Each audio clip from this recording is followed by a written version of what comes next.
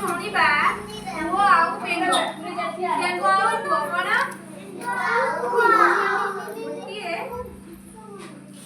ପୋଖରୀରେ ହେଲା କଣ ହେଲା ନା ଗୋଟିଏ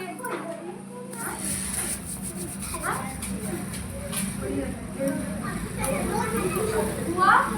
ପୁଅ ଆଉ ବେଙ୍ଗ ବଡ଼ ଥିଲେ ଆଉ ଗୋଟେ ଛୋଟ ବେଙ୍ଗ କୋଟି ଶୁଖିଗଲା କଣ ଶୁଖିଗଲା ତାପରେ ଦେଖିଲେ ଯେତିକି ପୋଖରୀ ଥିଲା ହେଲା ସବୁ ଶୁଖି ଯାଇଥିଲା ବେଙ୍ଗମାନଙ୍କର ଗୋଟିଏ ଚିନ୍ତା ବେଙ୍ଗମାନେ ରହିବେ କେଉଁ ବେଙ୍ଗମାନେ ଭାବିଲେ ଚାଲ ଖୋଜିବା ଆମେ କୋଉଠି ପାଣି ଅଛି ଆମେ ସେଇଠି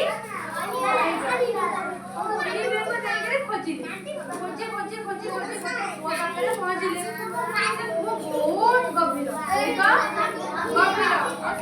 ବହୁତ ପାଣି ମଧ୍ୟ ଥିଲା କହିଲା ଚାଲ ସେ କୂଅ ଭିତରକୁ ଆମେ ନେଇ ପଡ଼ିବା ଟିକେ ରହିଥା ଭାବିବା ବହୁତ ପାଣି ବହୁତ ଗଭୀର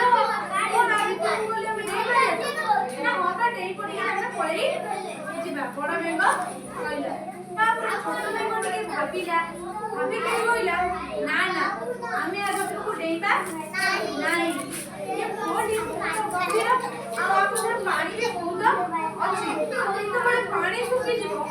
ଗଭୀର ମାନେ ବହୁତ ଭଲ କୂଅ ଆଉ ବାହାରି ପାରିବା ନାହିଁ ବଡ଼ ବେଙ୍ଗ କହିଲା ମାନେ ସତ୍ୟ ତ ଆମେ ବାହାରି ପାରିବାନି